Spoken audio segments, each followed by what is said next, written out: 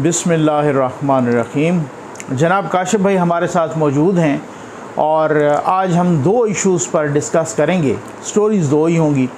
एक तो social media rules जो कि सोशल मीडिया को कंट्रोल करने, मतलब मीडिया के बाद सोशल मीडिया का गला घोंटने का एक प्लान आ गया है, ठीक है ना, उसको डिस्कस करना है।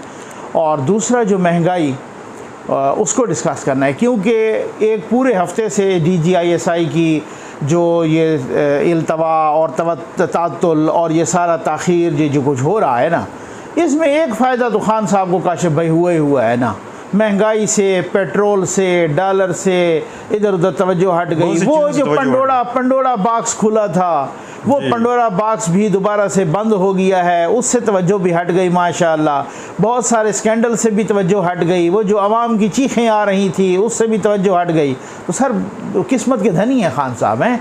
ऐसे जब इसी तरीके के शोर उठते रहें तो फिर बहुत सारी चीज़ें दब जाती हैं। तो इस पे सबसे पहले जो है ना, हम सोशल मीडिया पर काशिफ भाई क्या कहेंगे, ये सोशल मीडिया का जो गला घोंटने का प्लान है।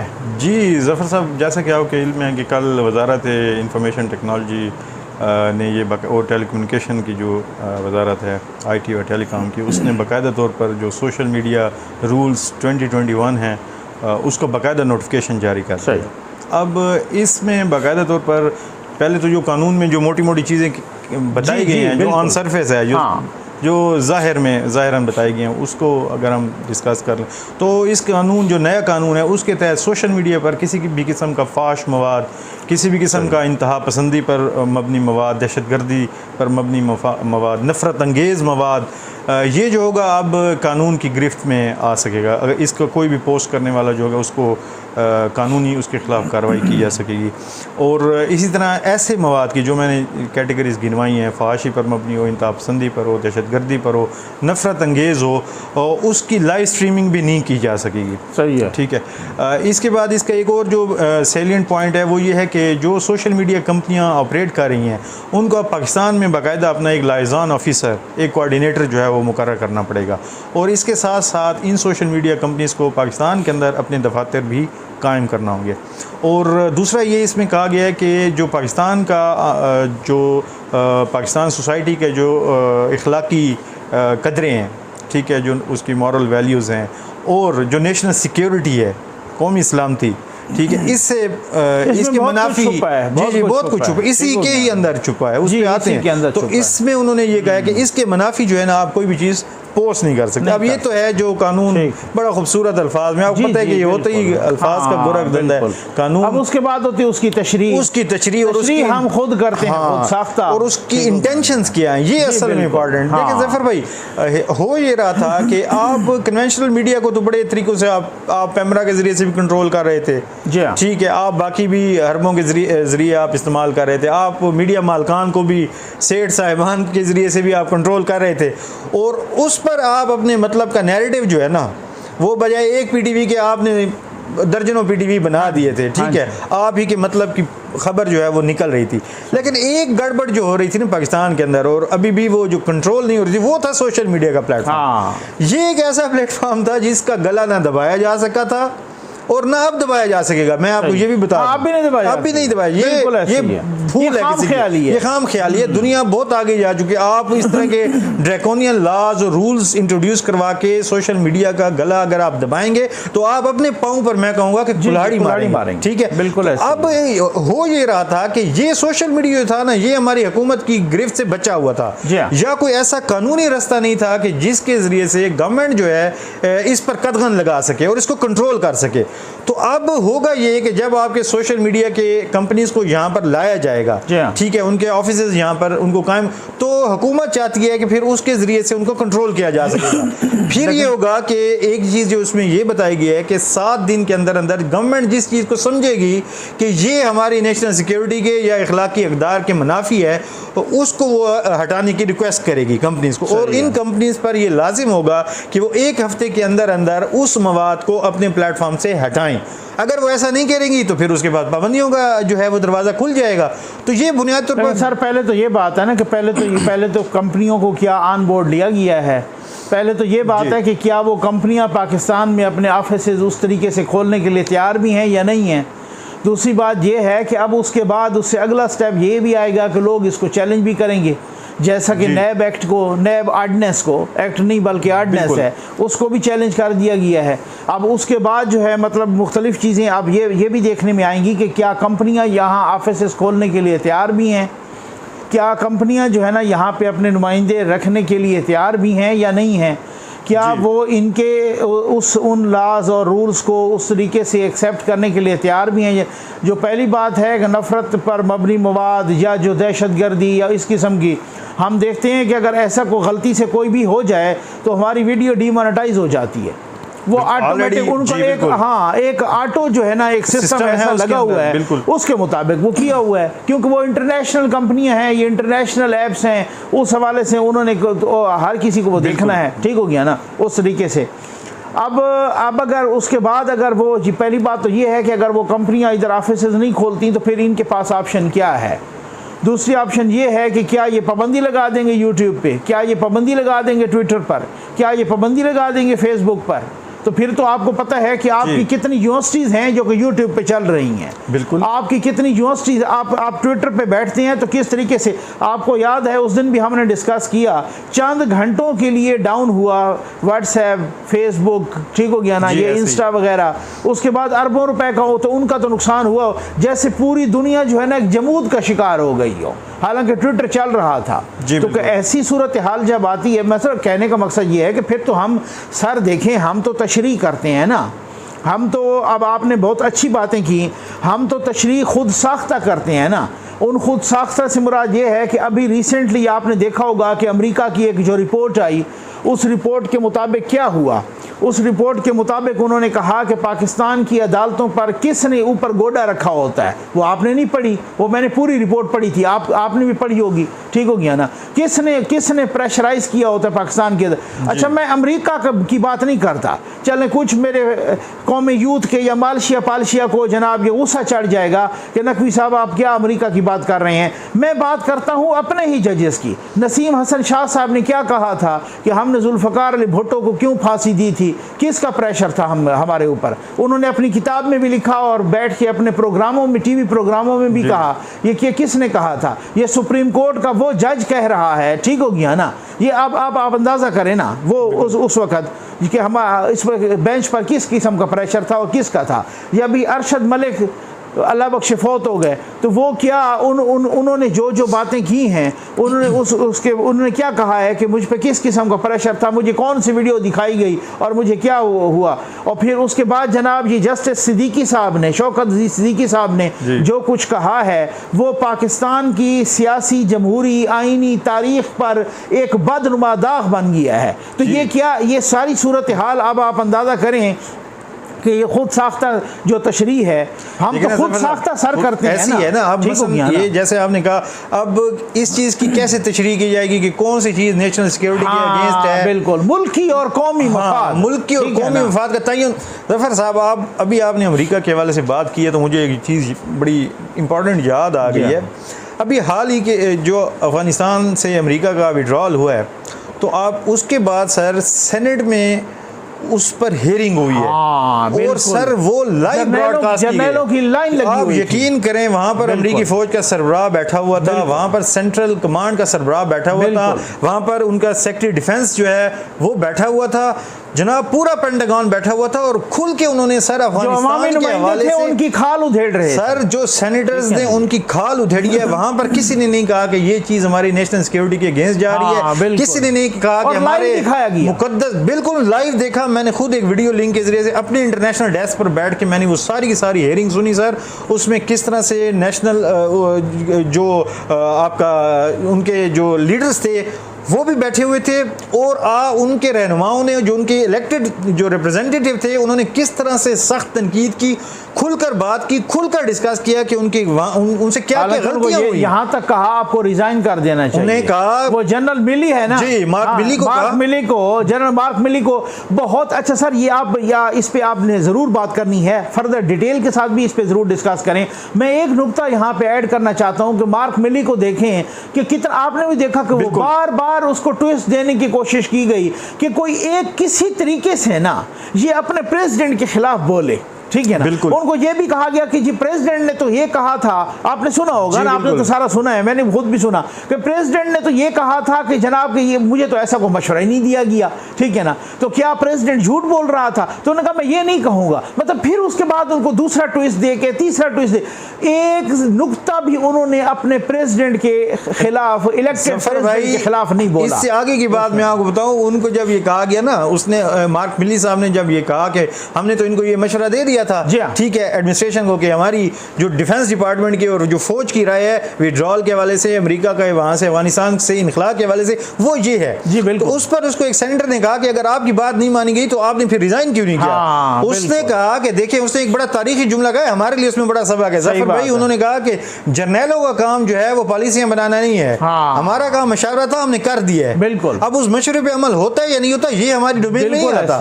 बिल्कुल, ये सर देखिए एक बड़ी तारीखी बात है। बिल्कुल। अच्छा, सबसे अहम नुकता ये जफर साहब कि उधर किसी ने ये नहीं कहा कि भाई ये हमारी नेशनल सिक्योरिटी के कोई अगेंस्ट जा रहे हैं या आप इस डिबेट को लाइव मोरल डाउन हो रहा है, मोरल डाउन हो रहा है। तो देखिए वो तो अपने मेन स्ट्रीम मीडिया में ये चीजें डिस्कस कर रहे हैं, तो आप मेन स्ट्रीम पे तो आपने पहले ही उसका गला घोंटा हुआ है, काटा हुआ है। ये बिल्कुल सही फरमा रहे हैं, मेन स्ट्रीम के साथ तो आप जो कुछ कर सकते थे आपने किया। अब आप चाहते हैं कि जो सोशल मीडिया है, पहले ही आप उस पर नैरेटिव कंट्रोल करने के लिए आपने क्या क्या जतन किए हुए हैं, आपने टीमें बनाई हुई हैं जो आपकी मर्जी के वहां पे ट्रेंड सेट करती हैं, और गालम गलोच वाले।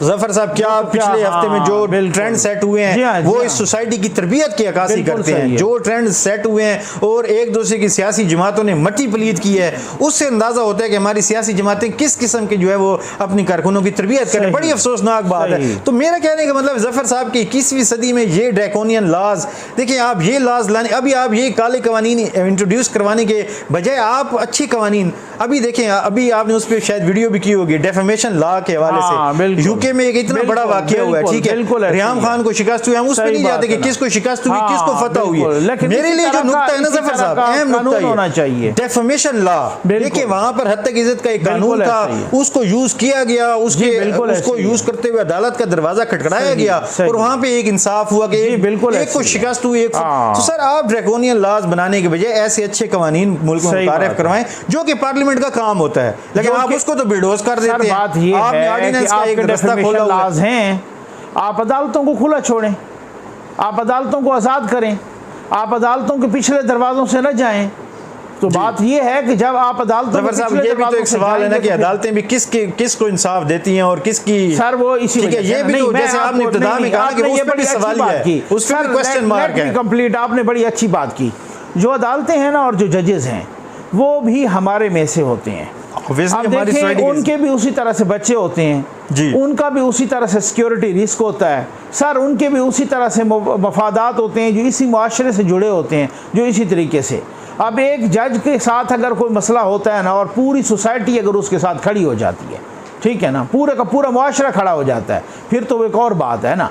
लेकिन यहाँ पे तो मसला ये है कि काजी फाइजी साहब तो इसी मैं वही कह रहा हूँ, खड़े हो गए ना सर, वो तारीख में नाम लिखवा गए, नाम लिखवा गए ना, इस वजह से कि वो वकला की बॉडीज पूरी की पूरी खड़ी हो गई ना उनके साथ ना, ठीक है ना। कितने लोग थे कि जो इस तरीके से बाहर निकल आते कि एक ऐसा जज कि जो इस तरह से अपराइट जज है, बिल्कुल जुर्रत किसकी हुई है कि इस तरीके से जो है, हम तो अपने महंगाई में, अगला टॉपिक भी हमारा ऐसे ही है कि हम तो अपनी महंगाई में पिसे हुए हैं, चक्की में, बेरोजगारी की चक्की में। हम पिसे हुए नहीं है, हम फंसे हुए नहीं है, हमें फंसाया गया है। देखिए जिस दिन आपके ब्रेड एंड बटर के ये इश्यूज खत्म हो गए ना कौम के, बिल्कुल उन लोगों को पता है जो पीछे से बैठ के वो जिन्होंने ये हमें इन चीजों में उलझाया हुआ है ना, बड़ा सोच समझ के जिसने उलझाया, उनको पता है कि जिस दिन कौम के ये इश्यूज रिजॉल्व हो गए तो फिर आप वाले इश्यूज पे जो आपने कहा है ना, जो असल रियल इश्यूज हैं, फिर उस पे वो स्टैंड लेना शुरू कर देंगे। तो कौम को, आपकी कौम को उसी चीजों में फंसाया हुआ है, बिल्कुल, और लोग जो है वो उसमें कमा रहे हैं। जनाब इसमें फर्दर भी हम इंशाल्लाह बात करेंगे आपसे, ये जो सोशल मीडिया रूल्स आए हैं इस पर मज़ीद भी हम बात करेंगे किस तरीके से अब इसकी किस तरीके से मनपसंद तशरीहात होंगी। तशरीह करने वाले माशाअल्लाह खैर से वज़ीर कानून फ़रोग नसीम साहब जैसे बंदे होंगे, तो फिर क्योंकि आज से पिछला, हाँ बिल्कुल, मैं वही कह रहा हूँ ना, वो फिर वो इस तरह के बंदे होंगे तशरीह करने वाले, वो पुट्ठी सीधी तशरीह करके देंगे और कानूनी शिक्के निकाल के। मैं कहता हूँ इतना बड़ा फड्डा पड़ा हुआ है पिछले 10 दिन से, तो वो फ़रोग नसीम साहब जो कि हर पुट्ठा सीधा मशवरा देता है, और वो जनाब वो मशवरा इस तरह का देते हैं, और जनाब वो हर कोई कानूनी शिक निकाल के दे देते हैं शरीफुद्दीन पीरज़ादा साहब की तरह। उनको इसी वजह से तो कहते हैं शरीफुद्दीन पीरज़ादा 2, ठीक है ना। तो बात ये है कि उन्होंने कोई ऐसी शिक नहीं निकाल के दी कि जी को कम अज़ कम उनका भी तारीख में नाम लिखा जाए कि जी को फड्डे को मुकाने के लिए, को इस झगड़े को ख़त्म करने के लिए वो ना वज़ीर आज़म साहब को दे रहे हैं शिक, और वो ना मीडिया पे आ रहे हैं, और ना वो वकालत के लिए तैयार हैं, और किसी हवाले से। क्योंकि उसकी वजह यह है ना कि जब उन्होंने को नेगेटिव मुबैना तौर पे किरदार अदा करना हो ना, तब वो सबके सामने आते हैं इस तरीके से, क्योंकि उनको पता है कि ये फड्डा उन दो के दरमियान है कि अगर मैंने कोई उसकी बात कर दी तो अब वो इस इंतज़ार में है कि किसका पलड़ा भारी होता है। जिसका पलड़ा भारी हुआ ना, वो जंप मार के उसके कैंप में चले जाएंगे, ठीक है ना। तो बस ये बात ये है, ये सूरत हाल होती है। ये इसमें सर आ जाएँ, आप महंगाई की बात कर रहे थे, महंगाई ने तो चीखें निकलवा दी हैं लोगों की। बिल्कुल ज़फ़र साहब, अब आप देखें कि एक तो महंगाई से पहले इस कौम पर एक और बिजली का बम गिराया गया है। हाँ। अब तो सर इतने बम गिराए गए हैं कि उसका हिसाब रखना भी मुश्किल हो गया कि कब, क्योंकि हर दूसरे चौथे दिन जो है ना किसी न किसी चीज़ का इजाफा कर दिया। कल फिर पेट्रोल महंगा हो रहा है। सर पेट्रोल महंगा होने से पहले अभी 1 घंटा पहले जो है वो बिजली की कीमत में बाकायदा तौर पर 1 रुपये और 68 पैसे फी यूनिट इजाफा कर दिया गया है। सही, ठीक है, वो आपके आवाम पर बम गिरा दिया गया, ठीक है। और कल जो है वो पेट्रोल जो है वो तकरीबन 6 रुपये, 5 रुपये 90 पैसे, 94 पैसे, यानी 6 रुपये वो बढ़ने जा रहे हैं। लेकिन आपने घबराना नहीं, डट के खड़ा है। 10 रुपए जो है पर लीटर डीजल की कीमत में भी जो है वो आगरा असम्बली भेजी हुई है। तो ये मतलब यहाँ से आप फ्री बिजली वाली अभी गम से आप निकले होंगे तो आवाम के लिए। और इसके साथ साथ सर दूसरा ये है कि जो यूटिलिटी स्टोर्स जहाँ पर कुछ आवाम को थोड़ी बहुत सब्सिडी मिल जाया करती थी, तो अब सर अभी थोड़ी देर पहले उसकी भी रिवाइज हुई है। और एक दफ़ा फिर जो अशियाए खुरोनोश हैं, बुनियादी चीज़ें हैं जैसे घी है और दालें, चावल, इस तरह की बुनियादी चीज़ें, उन सब की कीमतें जो है वो बढ़ा दी गई हैं। जी बिल्कुल। इसके साथ सर आप इस चीज को मिलाकर देखें कि वो तो जो हमें जिन पे नहीं लगा था, IMF ने कहा वो भी लगा। हाँ, जो हमारे अली अमीन गंडापुर साहब उस दिन मशवरा दे रहे थे कि 9 दाने चीनी और 9 निवाले कम कर लें, उन्हीं की बुजदार सरकार जो पंजाब में है, आज 16 करोड़ की गाड़ियों की उन्होंने समरी जो है वो भेजी हुई, बिल्कुल। और वो अप्रूवल के लिए आई हुई है।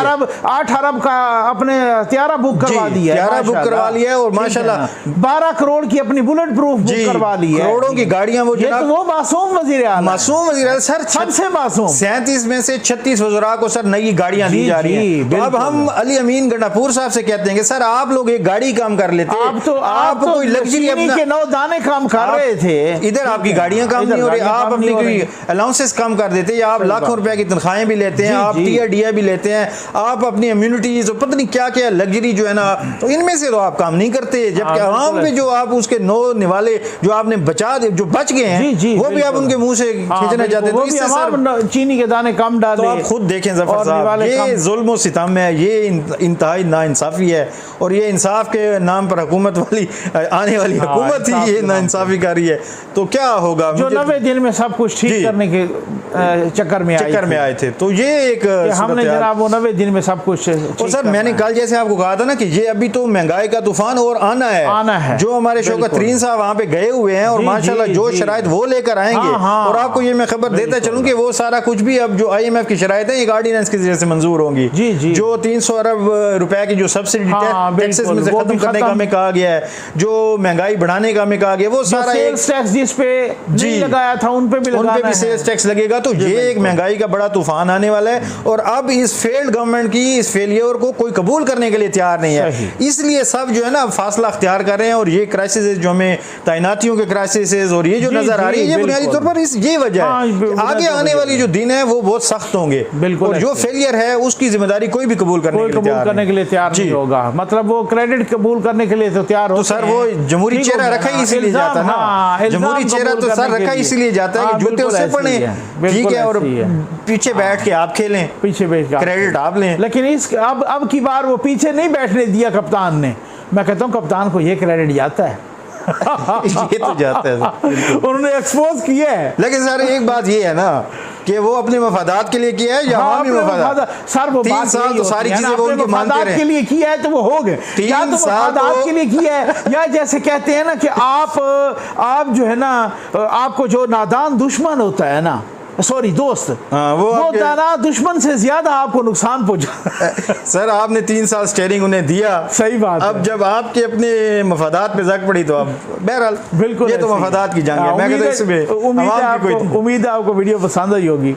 आपका बहुत बहुत शुक्रिया।